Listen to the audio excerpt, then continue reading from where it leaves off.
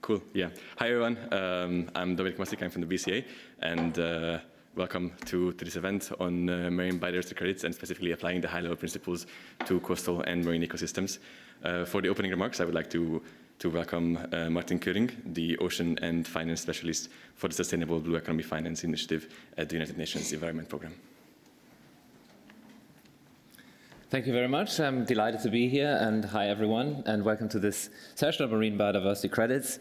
I've been at all the various events here. We've probably been back and forth between Green and Blue Zone, but also potentially one Ocean Science Congress already started last week, and then the Blue Economy Finance Forum, and of course, some of you might have attended the European Investment Bank Adaptation Days, and of course, UN Ocean Conference proper. So lots of things you've probably attended, many other side events. But I was really encouraged and also delighted to see that marine biodiversity credits have come up a lot throughout all these events, including on adaptation, including the science behind biodiversity, including, of course, new innovative financial tools to really help to build a sustainable and regenerative ocean economy.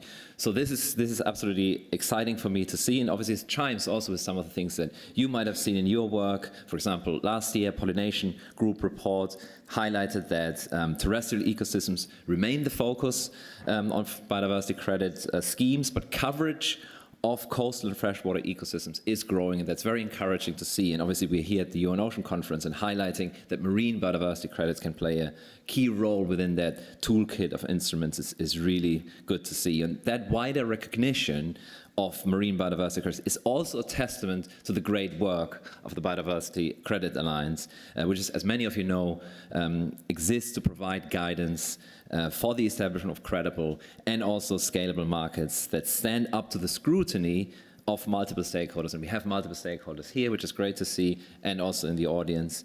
The United Nations Environment Programme Finance Initiative, or in short, UNEP-FI, is proud to be a co-facilitator of BCA's Secretariat. At UNEP-FI, we also have a Sustainable Blue Economy Finance Initiative that I represent. We focus on institutional and also system change to mobilize, de-risk, and scale sustainable finance. And we're really encouraged by the fact that the biodiversity credit market is rapidly gaining momentum, driven, of course, by growing interest from public and private sectors. We have seen this here at the event as well, and also at the Blue Economy and Finance Forum, really in the response to, as we all know, the global biodiversity crisis, and also that growing international push for nature-positive strategies. Of course, we collectively need to make sure that we apply BCA's high-level principles. I think you can see some of them on the screen, or at least later on you will see some of them on the screen, to guide biodiversity markets, which are based on three main pillars. And I think Dominik and the team will go deeper into those. First one, of course, is verified positive outcomes for nature. It's all about putting nature at the center. Equity and fairness for people, and we have done this a lot, that we often talk about nature and we forget that nature and people are intrinsically connected, so it's important to have that people element, and of course good governance for high integrity markets. As the market develops, maintaining high integrity is essential to foster investor trust and also meet international biodiversity goals. It's also critical as part of this work that indigenous peoples and local communities, with the extensive knowledge that they have on the ecology, must be recognized as key stakeholders, and we must collectively ensure that representation in credit design and benefit sharing is there for indigenous and local communities. So I'm looking forward to a great session today that will hone in on the key question, how do we apply the high-level principles to ocean and coastal ecosystems, to really encourage that best practice and sharing that best practice for market participants to achieve and maintain equitable, high-quality transactions that meet strict integrity criteria. The excellent lineup of speakers that we have here represents a wide range of stakeholders that are essential to collectively develop high-integrity marine biodiversity credit markets. Enjoy the conversation.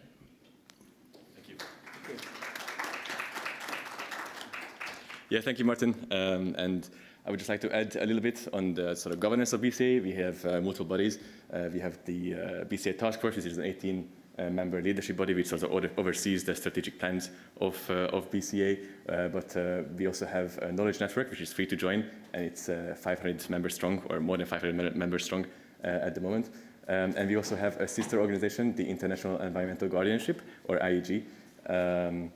This is an independent body also within the UN system of indigenous peoples, local communities, and Afro-descendants who specialize in carbon and biodiversity credits, and they sort of give their knowledge and sort of feedback on every single thing that we do. And then, of course, we have the Secretariat to sort of to coordinate and support the everyday actions. But yeah, as Martin has mentioned, one of our major milestones so far is the high-level principles, which is we published as the high-level principles to guide the biodiversity credit market. We work together on this with the International Advisory Panel on Biodiversity Credits and the World Economic Forum. And the reason that we created these principles is to have a sort of unified message of clarity around the biodiversity credit market, a single unified voice to sort of provide guidance. And basically we arrived at 21 principles, which are, as Martin said, categorized into 3 core themes. So one is verified positive outcomes for nature. This is more like the technical and scientific side. Then equity and fairness for people, and also good governance for high integrity markets. And I was lucky enough to be involved with the creation of the high-level principles from fairly basically the very beginning. And it was quite a long process. We started off by having a comparative alignment of more than 20 existing standards and guidelines within the biodiversity and carbon credit spaces. And we sort of compared them and then had sort of initial consultations with experts and then focus discussions within our bodies and then around the public consultations as well. But what we discovered sort of fairly early on in this process is that because the initial standards and guidelines that we used as the basis of the comparative alignment didn't necessarily always cleanly cover marine biodiversity issues. We discovered that the principles as well sort of don't necessarily make it easy to apply the principles to the marine setting. So we tried to do a focused discussion on that within the principles working group, but we quickly realized that this is a much bigger challenge than we initially thought. And so the next step was that we decided to set up a specific dedicated working group within BCA, which is called the Marine Biodiversity Credits Working Group. We launched it at COP16 in Cali, and we have uniquely high interest in this working group. We have more than 140 member organizations within the primary interest group who sort of feedback to the active working group. We also have 50 active members of the working group. And basically, this working group is going to launch a publication, a guidance document, named the Application of Biodiversity Credit Market High-Level Principles to Marine Biodiversity Credits. And the logic behind this document, or basically the main point of this guidance document, is that the working group looked through all 21 of the existing principles, and they highlighted the ones which require additional guidance, sort of further guidance to be able to apply to the marine settings. Not saying that the other principles are not applicable to marine settings. They are applicable to marine settings, so they don't need additional guidance. So these 11 principles are the ones that got highlighted, and these are the ones that the working paper is currently covering. Yeah, sort of that's basically the background on the Marine Biodiversity Credit Working Group. And as you can see, there's 2 main themes. The 2 main themes that need further guidance are the verified positive outcomes for nature and the equity and fairness for people. So I think that's basically what we're trying to cover in this panel discussion.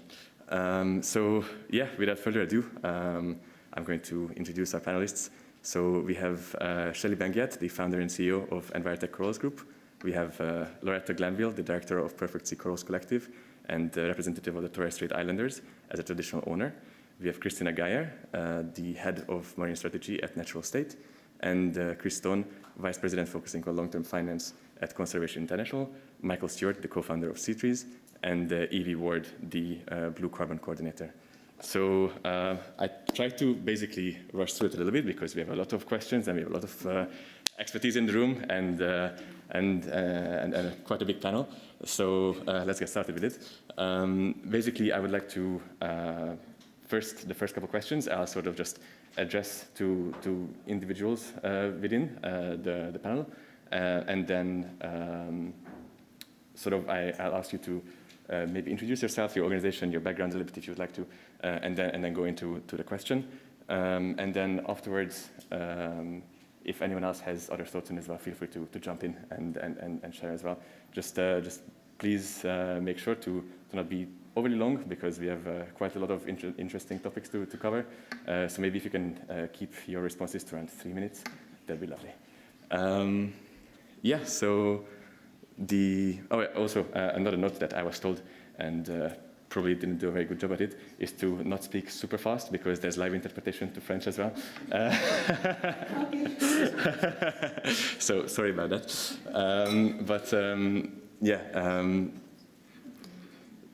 So the very first question, I would like to sort of jump into the deep end with like the technical and scientific questions. One of the main points that came out of the Marine Biodiversity Working Group is the differences in application of credible baselines and MRV systems within the marine and the terrestrial settings. So I'd like to start with Christina, as you were sort of directly involved in the working group. If you can share your thoughts on this. And then afterwards, Shelley as well. I know that your organization, 𝗵𝘂𝗳𝗃, has the first nationally accredited suite of marine habitat conservation and restoration qualifications. And I've seen that it's specifically related to baselines and MRV as well. So it would be lovely to hear your thoughts after as well. But yeah, first, Christina. Thank you. Can you hear me okay? Yeah. Did you want a brief introduction again, or go for it. Are we good? Well, without repeating too much what Dominik was saying, I work for Natural State. We are an organization headquartered in Kenya, Africa, where we are focusing on impact monitoring to underpin and support innovative and nature finance mechanisms. We are working on savanna and rangelands at the moment, but we are expanding into the marine biome. I am a whale scientist. I'm very happy to be here in La Baleine. So yeah, without further ado, I'll go to the question. I'd actually like to expand it a little bit to include monitoring in general, so baselines, MRV, additionality, and take a kind of broader lens to it. But first, start with the why it's important with the monitoring, beyond the obvious that we need the feedback for appropriate management, but it's really to build trust and transparency in the market. We've heard throughout this conference and beyond the importance of listening to what the private sector is willing to invest in, and that they are interested in clear, easy to understand, a few metrics, and that these metrics can be measured and verified. So that kind of brings me to the challenges of, so what do we measure, right? I think everyone in this room is aware of the challenges, the extra challenges that come with the marine environment. It's a very fluid ecosystems, fewer boundaries, a lot of interconnectedness with mobile species, currents, lots of externalities beyond project control, such as impact of climate change. But having said that, I'd like to sort of draw the attention to that you can look at these scientific challenges from two perspectives, from two categories. There is the one category where the knowledge gaps, the data gaps that can be filled by additional research, by gathering more data, and that in and of itself can be a challenge, because the marine environment tends to be more understudied than terrestrial ecosystems. But the other category is kind of that category of knowledge gaps where more research doesn't really bridge the gap due to the inherent complexity of the ocean and its inherent sort of unpredictability in its response, its stochastic nature. So it's really important that we will have a common acceptance and understanding around that dichotomy, especially from private sectors and government policymakers, so we don't get stuck in it and use it as an excuse for business as usual, but actually start looking at solutions that accelerate action and that is focused on what we can measure, what we can verify, while still obviously communicating that these are the parameters that fall in that other category. And that will be part of a risk profile that any investor will have to then choose whether they want to invest in, much like any other business investment. But the focus needs to be on what can we measure and what can we verify. And the challenge and the opportunity then becomes, how do we strike an appropriate balance between what's scientifically robust and what's simple and easy to understand for the market and what they are willing to invest in. I'm a firm believer that we need to look on a broader spectrum of impact metrics to include, for example, and primarily beyond the state of nature, the threats to ecosystem. What are the pressures, especially early on in the project development, and that invariably means looking at human behavior and how we change that human behavior and find indicators related to that, including livelihood diversification and cost benefit sharing and so forth. In terms of looking at the state of nature and indicators and what we measure, there's lots of innovation happening in this space in terms of technology, machine learning, species recognitions, the use of acoustic sensors, satellite monitoring. Not all of this will be applicable in all marine contexts. And it's important also to recognize that high-tech and technological solutions is not the silver bullet here, really. Again, there is a balance to be found, an efficient balance to be found between the use of technology and local expertise, traditional knowledge, traditional survey methods and ground truth data, and that will be rather context specific to each project. But what I do like, and this will be my last point, want to emphasize is that the data still needs to be, we need digitalization of the data. We need it to be verifiable from the point of the data collection, how did we collect it, by whom, through the point to data analysis and how we then present that data so that an auditor can come in at any point of that data journey to check and verify it. That's something that we are working on very strongly at Natural State, and that will support the trust and the transparency in the market to trigger those financial flows that we really need to conserve and protect our biodiversity. Thank you. Yeah. I mean, I think there was some really great points there. For me, what stood out is the message that like high-tech solutions are going to be useful, but not necessarily going to be a silver bullet, and that's not to use the existence of scientific challenges as an excuse to continue on with business as usual. Yeah, 𝗭𝗲, what do you think about that? Hi everyone, thank you so much for inviting us to sit in this wonderful panel and to close this outstanding event. My name is 𝗭𝗲, and I am an Australian citizen and the founder and director of the Corals Envirotech Group. We are a group of companies specializing in vocational education and training in the field of environmental management, and we are very privileged to have the great adventure and honor to legislate in Australia the first technical accreditation for marine habitat conservation and restoration, a journey that started in 2016 with a large bleaching event that we witnessed in North Queensland. I visited the Torres Strait Islands, where Loretta is from, and we conducted an interview from government agencies, professors, doctors, and all the way to the fishermen, acknowledging that there are missing occupations and that in a bleaching event there is no time to wait for research. There is, technical skills that have to be applied. And so the outcome of these 3 years of research has led to the certification of accredited standards from Certificate 2 to Diploma in a range of skill sets: coral technician, oyster technicians, sea cucumbers, pearls, seagrasses, mangroves, and the list is very long.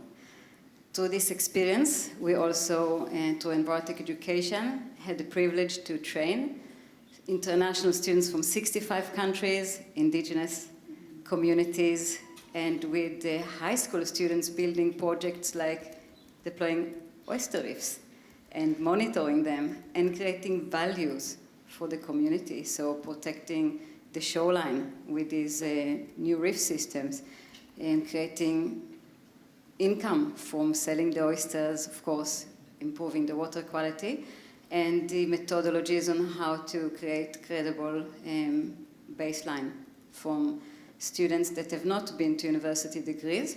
They have been trained by experts, however, undertaking the skills like using quadrats and doing a range of technical skills. That has been the great experience and the privilege to connect with communities that have access to immense areas of sea and challenges across a range of biodiversities, and to connect them together in accreditation that doesn't look at one species, one habitat, but how do they interact, and how, most importantly, we create the backbone for sustainable blue economy. Because any industry needs professional accreditations. Let's take the building industry, requires plumbers and builders and electricians. They don't need a university degree. However, they need to work under standards. And these standards have been missing from ocean all around the world. Marine biology is only accessible to university degrees, which means that many, especially remote coastal communities, are excluded, whilst they are experts and they have access to produce valuable data on a daily basis. So these accreditations enabled us to work with incredible projects and knowledge holders and to set the standards that are the first in the world for ocean technicians. And I believe that in establishing credible baseline, the challenge is neither scientific or technical. It's having these professional accreditations available to all. We've been really privileged that, for example, the New South Wales government has now accredited these courses funded through high school. So students can, in 1 year, create these skill sets with practical work experience in aquaculture and connecting these aquaculture produce back to sea. We released seahorses in the Sydney Harbour and had really exciting opportunity to connect with knowledge holders and connect science and culture, law and law into accreditations that we are now ready and hoping to scale up as international accreditation so that we can have the journey for circular sustainable blue economy. Thank you very much. Yeah, I think that's an amazing message. The point on the lack of technical skills at the local level where the issues are happening, I think it's really important. And you mentioned the training of indigenous communities. I think that's a brilliant example of ensuring indigenous people and local communities sort of inclusion within, for instance, credit projects as well. And that's actually sort of touching on our second topic, which is in what ways can marine biodiversity credits better recognize and embed the rights, knowledge and governance roles of indigenous people and local communities. And for this first, I think I would like to come to you, Loretta, because I know that you're a traditional owner and also sea rights holder in the Torres Strait Islands. So I guess my question to you is sort of, if a accredited developer would like to set up a project in the Torres Strait Islands, what advice would you give them? Like how can they incorporate the traditional rights? How can they respect your rights and include you in the governance process of the project itself? Kapukaiga, everyone. Good day, everyone, in my language. You know, that is a very, very important question that you just asked. I'm not only a traditional owner, I'm also a range officer. So I'm out there forefront and I've seen changes in my environment. So, and the impact that it has on our shorelines and our biodiversity out there in both marine and on the land. The Perfect Sea Corals, I'm the chair lady for the Perfect Sea Corals Collective. It is an NGO that is driven by indigenous saltwater people. And our mission is to use traditional knowledge and to integrate indigenous ecological knowledge into marine biodiversity credits, which is something that the topic for this afternoon. So as a traditional indigenous leader and NGO chair, I will only address your question with that qualification. If any of you don't know, Torres Strait is a part of Australia. In my language, Torres Strait is called 𝗁𝗏𝗃𝗀𝗃. It is between two 𝗨𝗏𝗳. 𝗨𝗏𝗳 is the two mainlands. 𝗁 is south, is for Australia, and 𝗨𝗏𝗃 is for Papua New Guinea. 𝗁𝗏𝗃𝗀𝗃. 𝗃 is a channel, a water, and a passage, so we're just sitting right there in the middle. Great Barrier Reef starts with us, and it's our mother. It's our barrier, it's the one that protects the whole of Torres Strait. So therefore we see it as our obligation and a responsibility to look after not only Great Barrier Reef, but all our other reefs as well, and our coastal line. So to answer your question, acknowledging traditional ecological knowledge, the local knowledge, indigenous practices include sustainable method for generations, specific knowledge about species, and holistically managing that has been developed over generations. So it is our management plan. That's how we operate in the Torres Strait. That is our policy. We take what we need and we leave the rest behind. It's not more, but we only take what we need, not what we want. So that has been taught right through our generation, because it's all about sustainable livelihood, food source. It is our main, indigenous, probably around the world, all over the place, we rely on our environment because it is our source of food. It is our fridge. It is our supermarket. Indigenous people include those from the Torres Strait possesses deep cultural embedded knowledge of marine ecosystem. We are the ecologists of our environment, and we know it the best. We know when is the right time to go to the ocean, and when is to harvest turtle eggs or to go dugong hunting, when is not to disturb the corals when it is time to spawn. We know this because of our four winds, our constellation. But how many is integrated into the science today? We would love that to happen, because knowledge is power. This knowledge, known as traditional ecological knowledge, must be integrated into marine biodiversity credit system. It has to. The other point I would like to make is ensuring equitable participation and ownership.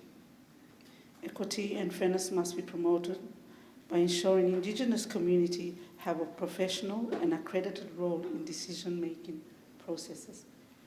We need to be around the table, be part of the discussion, be part of the solution as well. This includes representation in government bodies, advisory committees, and policy development forums. Empowering Indigenous people to co-manage and audit marine resources ensures their voices are heard and respected.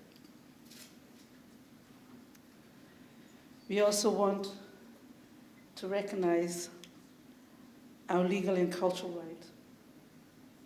Marine biodiversity credits must reinforce the legal and cultural rights of Indigenous people. This includes respecting our native title rights as owners of our land and sea. Our ownership and rights are essential to our identity as Indigenous communities and must be held in conservation efforts. Point 4, I hope you're taking notes.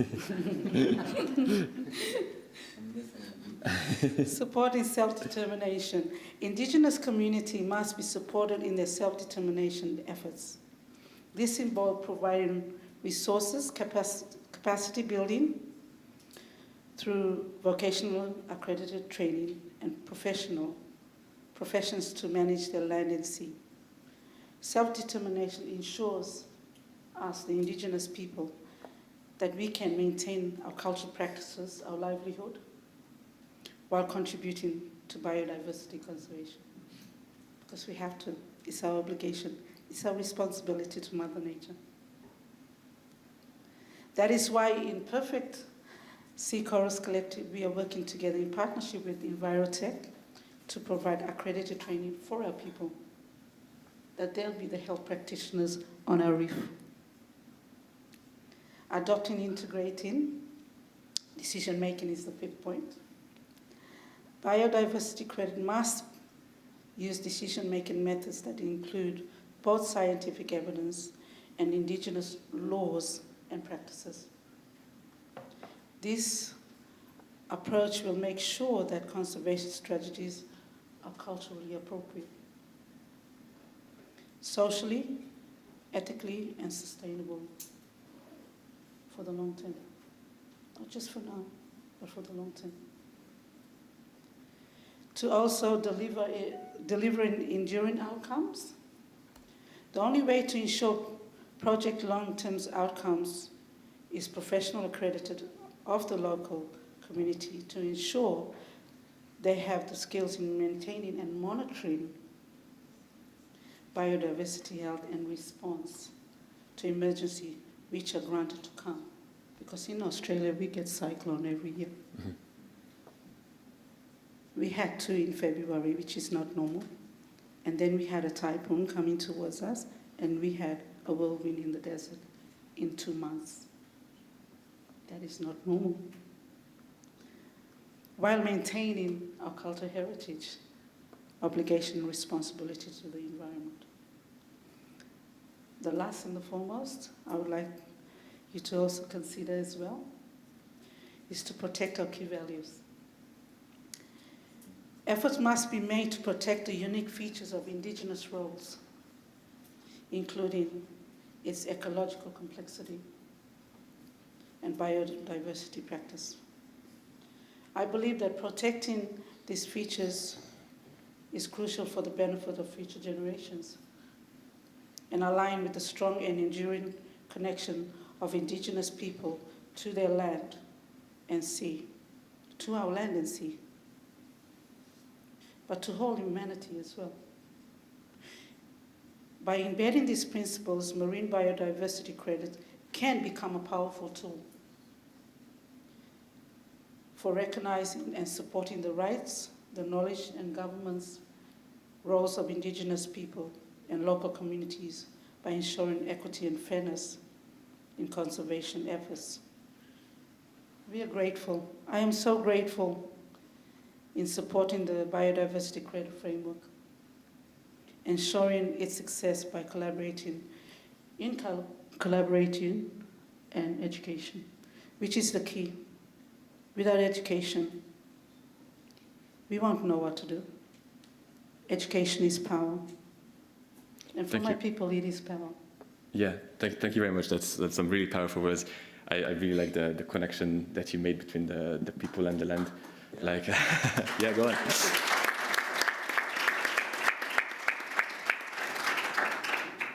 I especially also really liked the phrase that you used, like the ecologist of the environment. The indigenous people are the ecologists of the environment. I think that's a really powerful phrase. And you mentioned sort of interweaving holistic management with scientific principles. I guess I know, Michael, at 𝗨𝗏, this is something that you do a lot with. You work a lot with local communities. I wonder what you think on what is the best approaches to do this. So you're telling me you want me to follow up after Loretta's amazing testimony, right, to how this should authentically be done. I think what I can add to this right now is really what we've been doing at 𝗨𝗏 to try to make these things happen, right? So I'm Michael Stewart. I'm the co-founder of a nonprofit in California called 𝗨𝗂𝗂𝗧. Thank you all for showing up. This is the last hour of the last day of a very long conference. I know I'm feeling pretty wiped out, so thank you all for showing up. And yes, what does 𝗨𝗂𝗂𝗧 do? We do something very simple. We help enable local communities in their space to restore, protect, regenerate coastal ecosystems around the world. That is what we have to do at this moment and this time. My friend and mentor, Sylvia Earle, David Attenborough, many other luminaries have made it very clear that in this moment, it's time to act.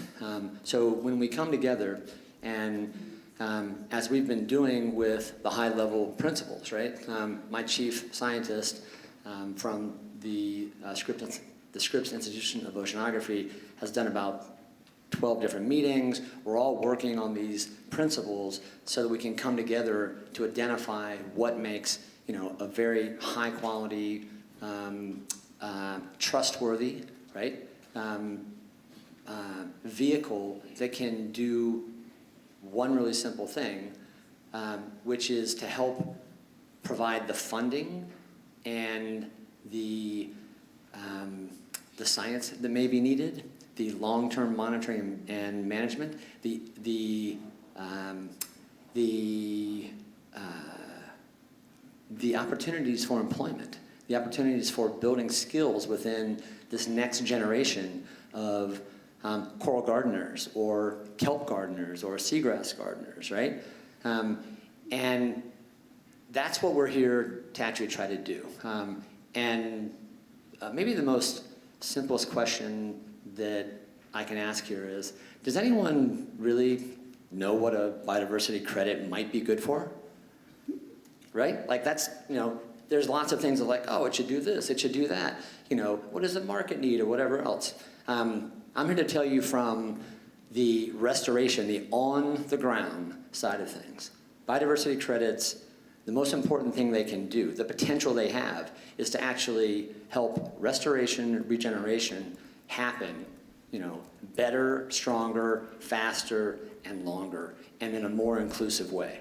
That's what we should be building into all of these high-level principles. And while we're all talking about how these things should go, we're doing working groups, yada yada,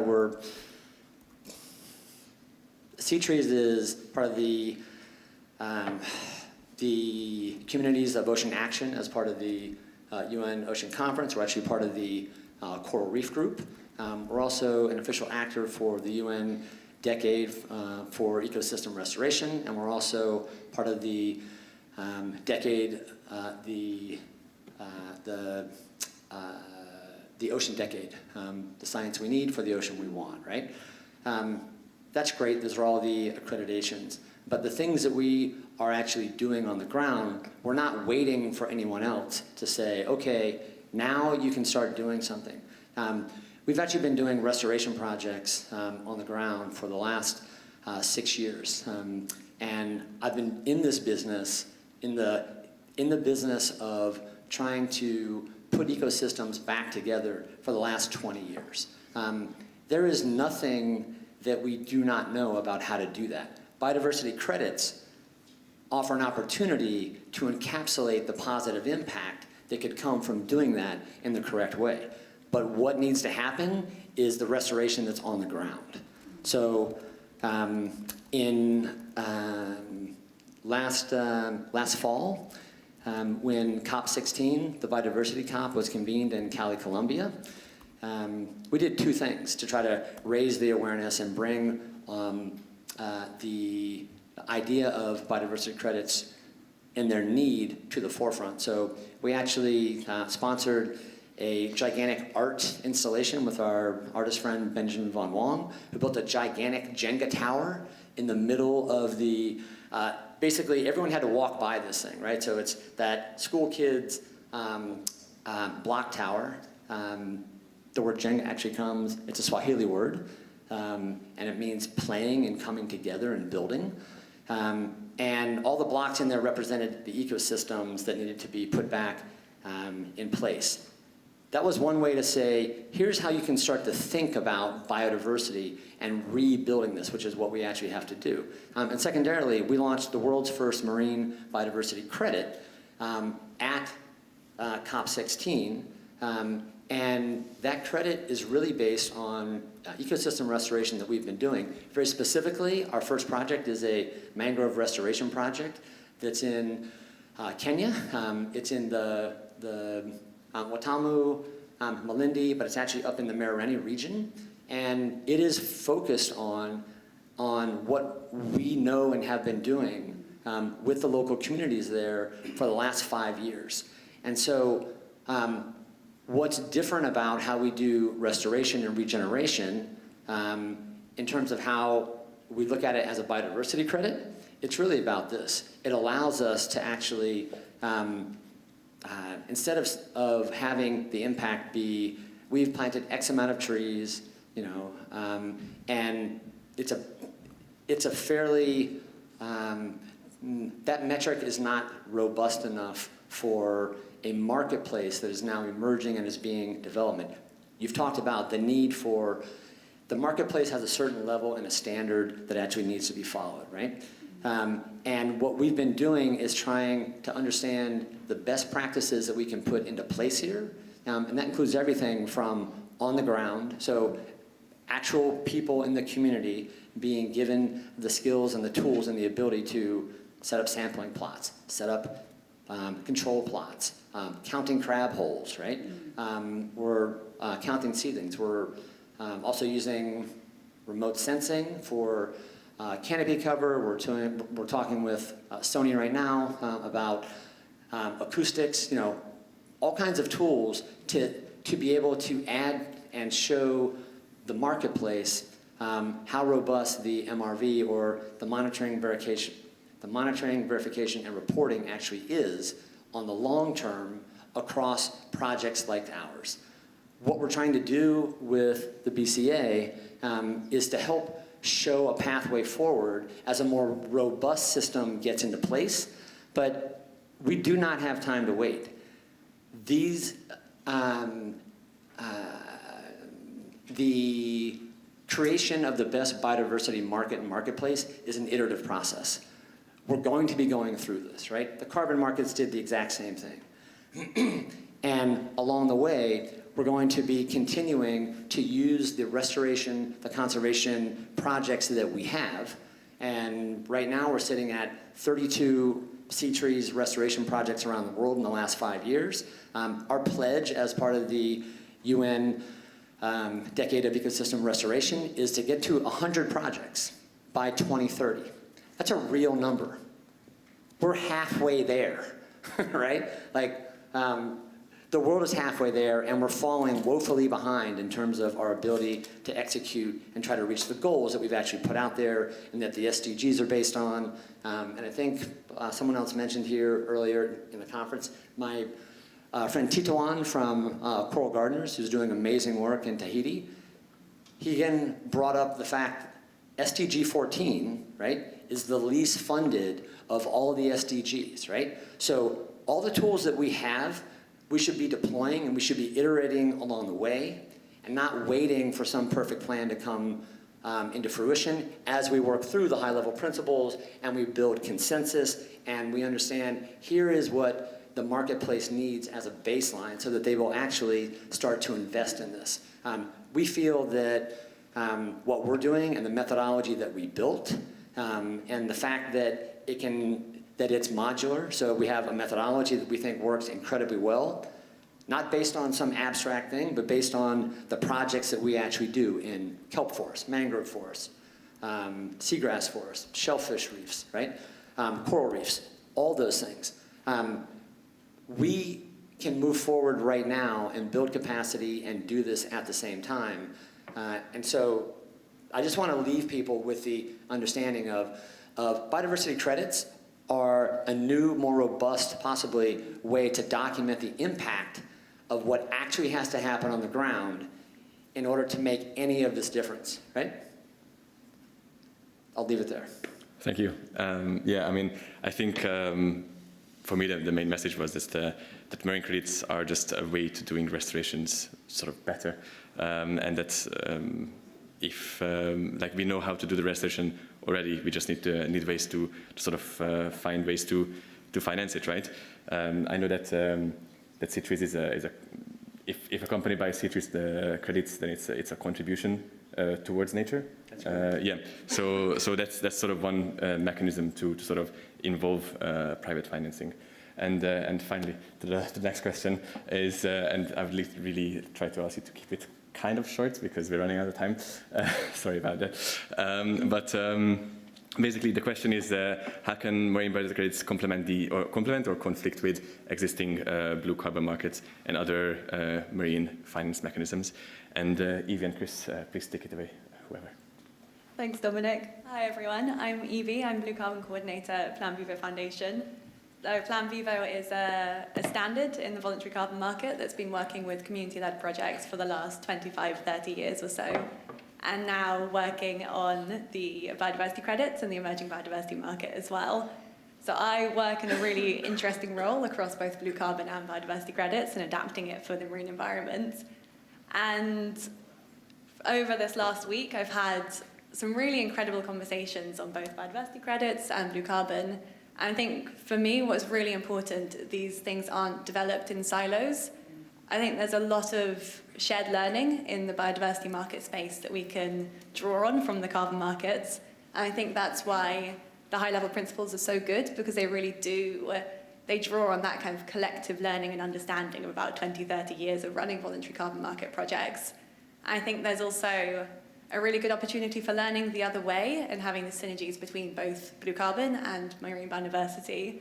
And I guess one of the tangible examples I can give for that is that at 𝗴𝗏𝗶𝘱, we don't currently have a carbon methodology for seagrass ecosystems, but we're working with some really, really good, like amazing network of practitioners and pilot projects to develop metrics and kind of more of an understanding to how to monitor kind of seagrass health and seagrass structure within the biodiversity crediting space. And with that, kind of working on monitoring approaches that are both sort of digital, technically robust, and accessible. And I think through that, we're going to develop some really good understanding on how kind of seagrass and other ecosystems change and adapt to kind of long-term management, and use that to then feed back into the development and improving of carbon methodologies as well. So I think there's a lot of ways that the two can complement each other. I'd say that the really exciting thing about biodiversity credits is that they are also kind of unlocking a new finance mechanism to go to ecosystems that they're not blue carbon ecosystems. They don't have a huge amount of carbon stores. You've got kind of coral, which is the main one, but also like merle, oyster beds that are really valuable from the biodiversity perspective. So you're then able to generate more finance and more income to kind of a seascape level. In that, I think it's really important to stress the point of a benefit sharing mechanism when we're unlocking these new finance mechanisms, to make sure that whether it's from blue carbon or whether it's from biodiversity credits, it's clear and transparent exactly how much of that funding is going back to the community groups, the indigenous groups, and the peoples on the ground to actually manage their own resources. To touch a little bit on the second part and how they may conflict with each other, I think when you've got kind of carbon credits and biodiversity credits in kind of adjacent ecosystems or the same ecosystems as well, it's very difficult, very complex to attribute the outcomes to either biodiversity or carbon credits. And I don't think we should be requiring this at this point. It's much too difficult. But really important to take into account the additionality of both, and to clearly think through kind of the barriers that the different finance streams are overcoming, and have different kind of activities and implementations that you can attribute to both the carbon credits and the biodiversity credits. So I think when done well, it's a really good way of kind of generating more to the marine conservation space. In the interest of time, I'm going to pass over to Chris. You hear me? Yes, okay. Hi everyone, I'm Chris, and I work for Conservation International, and I wish I was a whale scientist, but unfortunately that was not my calling. I am a conservation finance person. I'm in the nature finance group at Conservation International at CI, and dealing with the issue that I think everyone here is aware of, the fact that there's a massive finance gap for biodiversity. Protected and conserved areas particularly have a financing gap that's growing more acute. It's great that countries are showing a lot of ambition and increasing the amount of ocean under conservation, but that technically adds to the financing gap, right? So at least it's pretty encouraging for me. You know, there was a forum in Monaco before UNOC started, which now feels like a month ago, where, you know, blue economy and blue finance was the conversation, right? And to see that conversation being elevated and sort of just more consciousness about the blue economy and blue finance opportunities is giving me a lot of encouragement. You know, I've spent a lot of years doing terrestrial conservation finance, and I think it's fair to say that that field is a bit more advanced than the ocean space, but I'm really encouraged to start seeing that the ocean space is picking up steam. So I think, yeah, from my perspective, just adding on what Evie was talking about, you know, CI is a, you know, we do field demonstration. Like, we're looking for application of these nature-based solutions on the ground with communities. So one of the projects we work on is in Western Australia, in Shark Bay, with the Mulgana community, and they're the traditional custodians of this area, which has these massive seagrass beds. I keep looking to Australia and Pacific a lot of these times, like showing a lot of leadership in the space of nature markets. It's really exciting. And so this group has, you know, they're the custodians of these seagrass meadows, and some of these meadows have been impacted by heating events over time, and so there's a real need for a restoration effort. And to the points made here, I think any kind of good, well-done seagrass restoration effort is going to generate both climate benefits and biodiversity benefits coming from the same ecosystem. So grappling with some of those issues you just discussed, Evie, is sort of like how do you layer both of those values onto some type of product? And in addition, this community is also doing sustainable harvesting of sea cucumbers, right? So you're really getting a very integrated business model that I think, you know, down the road probably does have the potential to attract the kind of investment that we're talking about here, right? Like, if you're able to start finding ways to channel private investment into these types of efforts, I mean, that's really when you're going to try to get financing to the scale of the seascape, like you were talking about, right? It's still obviously quite a ways to go, and I think that Michael made some really good points about, like, building a marketplace is just constant iterations, right? We have to learn, and we have to learn quickly. But I think the idea is, like, if we can really put these out into the world, make sure that these projects are really upholding the high-level principles, right, and actually being able to lead to credible, high-integrity transactions, that's what we need. That's the foundation that we need that's ultimately going to build that investor confidence that we all want to see. I'll stop there. Yeah, makes sense.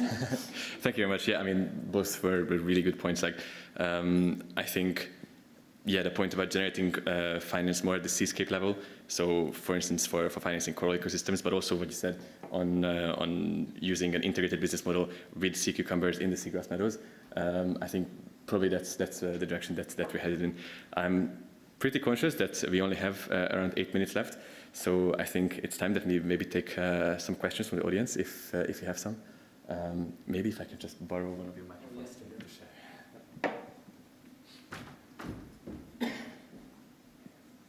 Thank you. I'm Susanna Tol from Wetlands International. I'm a part of the Global Mangrove Alliance, among others, together with CI. And I hear a lot about mangrove restoration, but the focus is very heavily on planting. Now, there is quite a lot of planting projects that are failing, and it adds up to 80% in some regions. So I missed the discussion a bit about what best practice means. I heard Michael mention the word regeneration. We are encouraging community-based ecological mangrove restoration, which focuses on enabling the conditions for mangroves to naturally regrow. And I kind of expected this discussion around the biodiversity credits, because when mangroves are planted, it's not necessarily biodiverse. When a mangrove resettles naturally, you get a better mix, and it also results in more diverse and more resilient forests. So, and the planting does play a role, of course, especially when the circumstances are not there for natural regeneration or to assist natural regeneration and introduce species other than pioneering species. But if the planting is not done right, then yeah, it doesn't lead to a biodiverse forest. And actually, it's often not needed to plant. If you enable the conditions such as restoring the hydrology, the sediments, the nutrients, then enabling natural regeneration results in a much more diverse forest. So maybe some of the speakers can reflect on it. And I feel that this really needs to be shared much wider, because we're talking about knowledge sharing. And there's a heavy focus on community engagement, which is critical. But I think there's also should be a much more heavy focus on what we mean by best practice. And I just wanted to mention that the GMA has developed best practice guidelines for mangrove restoration. They are entirely in line with the high quality blue carbon principles and with the principles of the mangrove breakthrough. So I think we should get the word out about what best practice means for mangrove restoration. Thank you.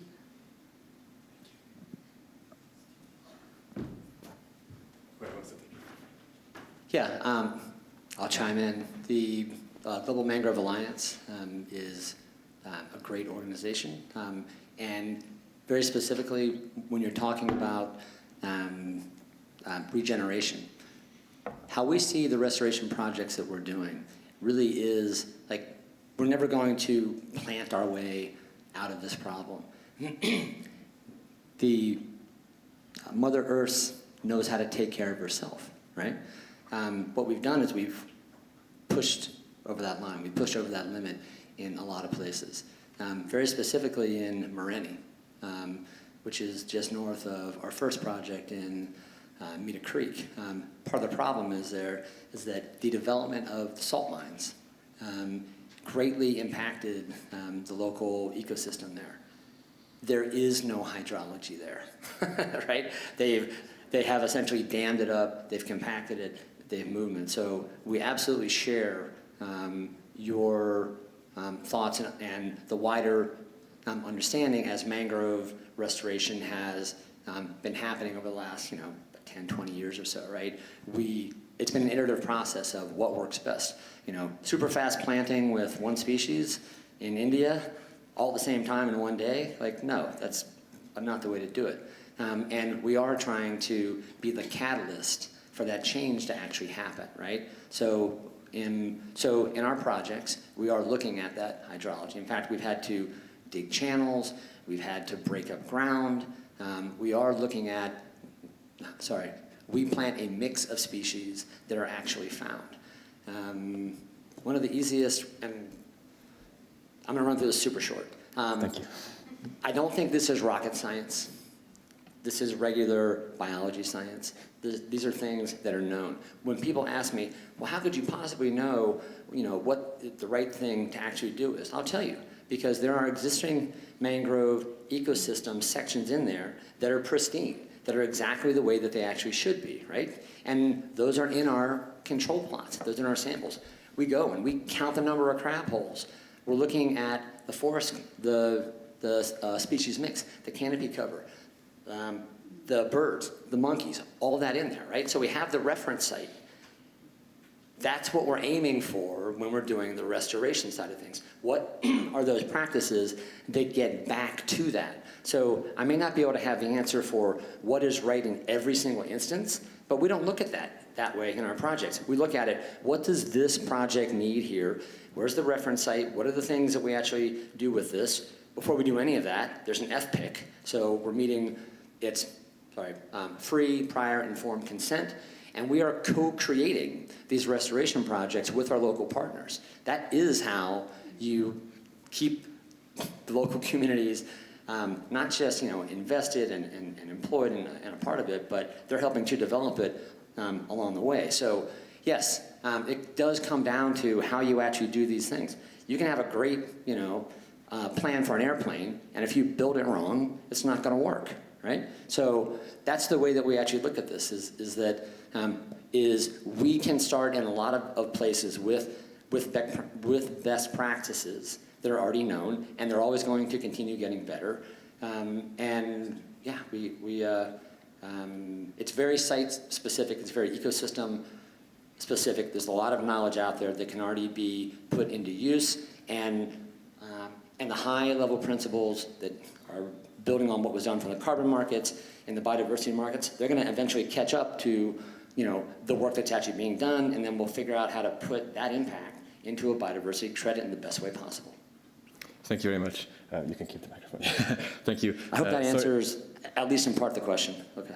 Sorry, I think we don't have the time for your answer, but I think we can take it up afterwards, because we also have Céline Munier from the Oceanography Institute of Monaco to give us some closing remarks.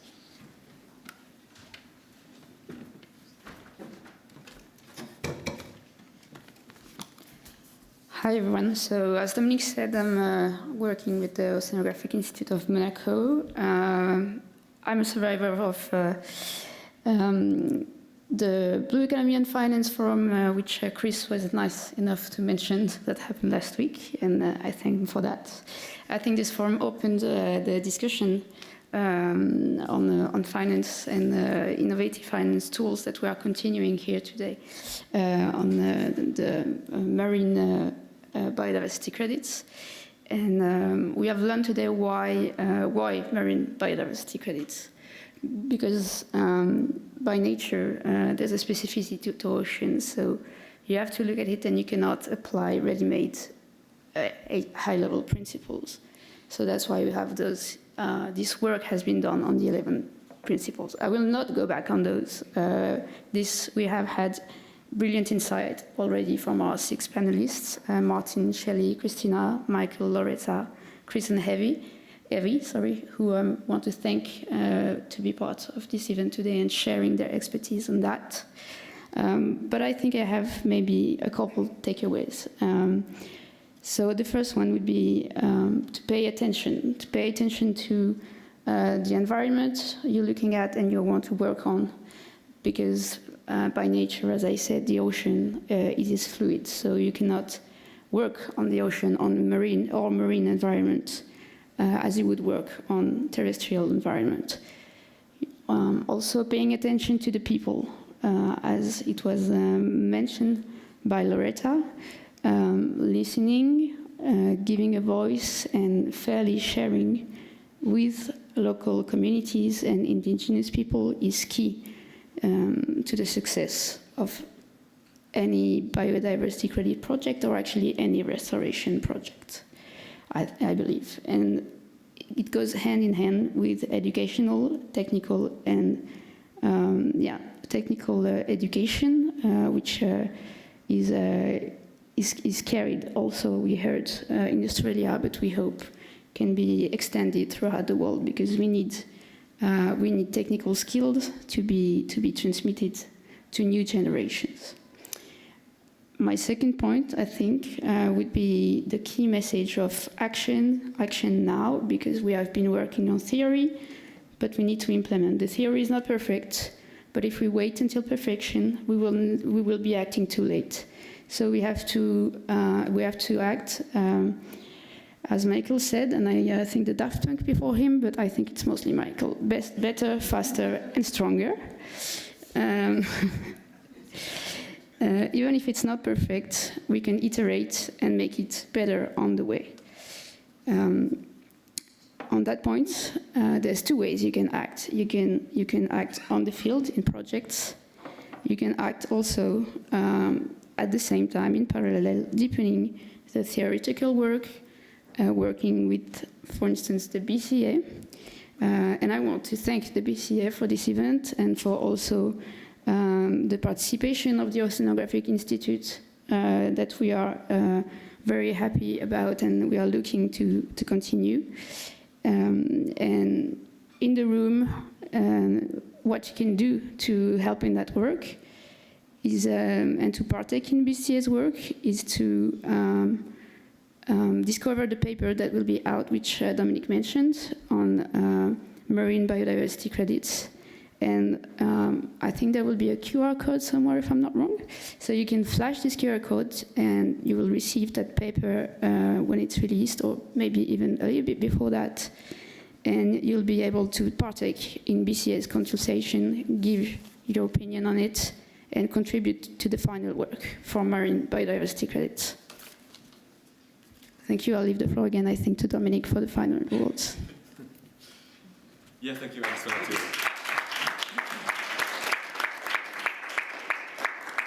Yeah, thank you. I just wanted to point out that I think we're over time. Just wanted to point out that, first of all, a big thank you to all the panelists. I think we managed to cover quite a lot of ground, and thank you very much for that. And second of all, we're going to have the first sort of public consultation of the marine application of the high-level principles out in the next couple of weeks. So you can sign up onto a mailing list right here, and we'll send it to you. Thank you very much. Thank you.